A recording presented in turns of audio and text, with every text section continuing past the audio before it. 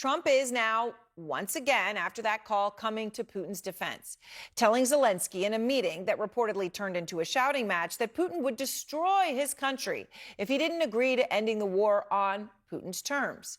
Even tossing aside maps like this one showing the front lines of the war, saying enough of that. Now, this is according to the new explosive reporting from the Financial Times' Max Seddon, a regular here on the show, who will be out front in just a moment. But in Moscow tonight, it's a celebration of Trump's once again backing Putin. And it doesn't get more direct than this. I mean, just listen to this clip from Russian state TV that was uncovered by journalist Julia Davis. Putin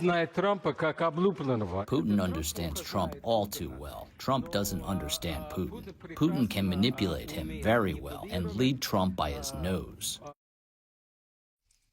Well, Russian state TV has some grounding in this. I mean, 27 days ago, Trump posted this.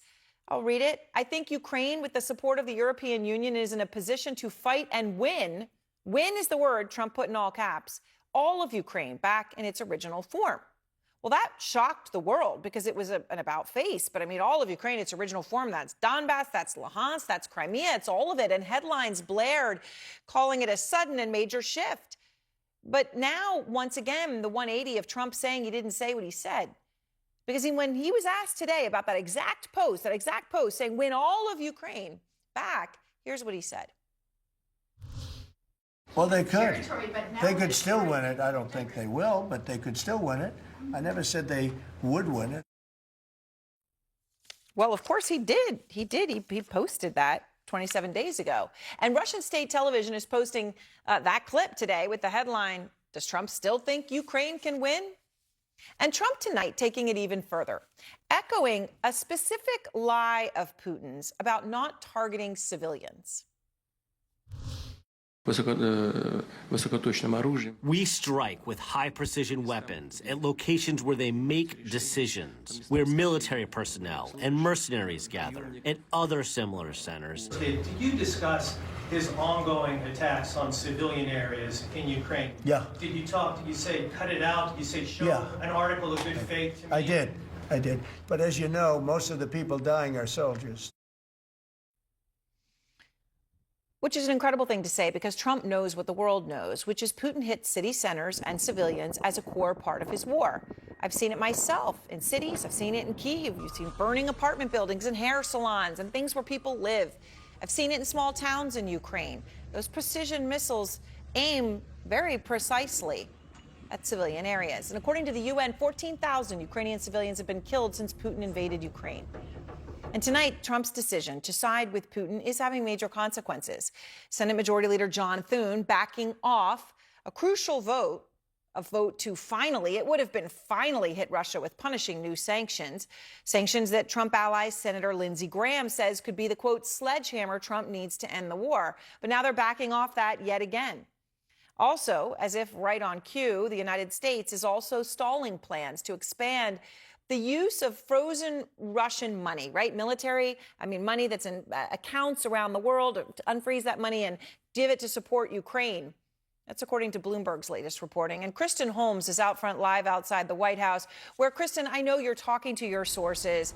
It is incredible, the 180 pendulum on this and how consistent it is that you can say when Trump says one thing, you know he most likely will say the opposite within days.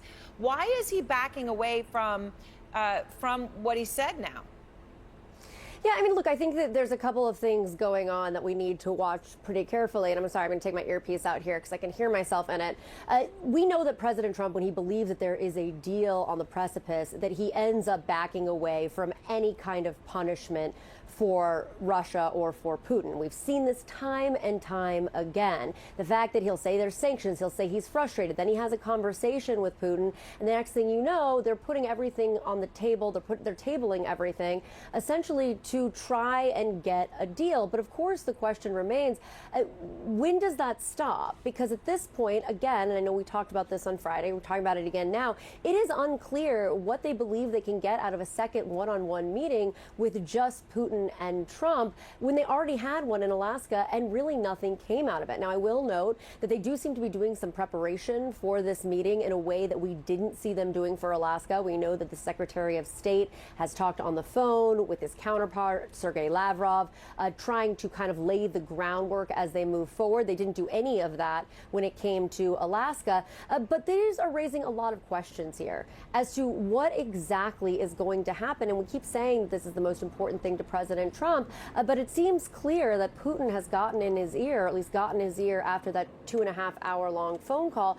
And I will note, it's not just about land concessions. It's not just about Ukraine and what they're doing. It's also about this idea of tomahawks. We know that Putin essentially convinced President Trump not to give over the tomahawks to Zelensky. So this has been going on for quite some time. There's a lot of people raising questions as to when is enough enough.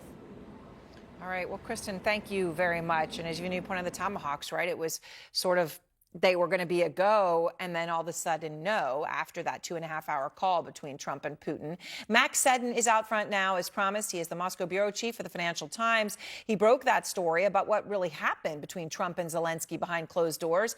And also with us, Seth Jones, deep experience in the intelligence and military community. And I know, Seth, you spoke with Zelensky right after his meeting with Trump. So both of you can give us this crucial insight of what happened in that room, which matters to the world. Max, you broke the story about the tension and the frustration in that room. How bad did it get between Trump and Zelensky in the meeting?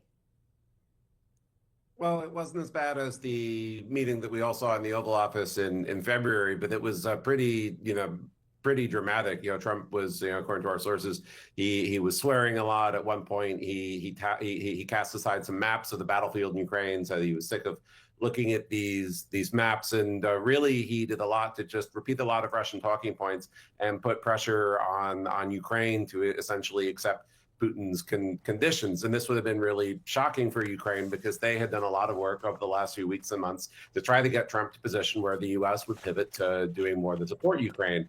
And one call from Putin seems to have been all that it took for Trump to go against things that he said weeks ago. He said that Russia's economy was a paper tiger, and then on Friday he said that to Zelensky that it was doing great. He said that Russia was going to win on the battlefield, which, as you pointed out, less than a month ago he said that it looked like Ukraine was going to win. And it seems that this is really undone months of work by Ukraine and its European allies, and we are back where we were in the summer. Really bad point for Ukraine. I mean, Matt, it is fascinating, right? 27 days ago, Trump says, I think Ukraine is in a position to fight and win in all caps, all of Ukraine back in its original form.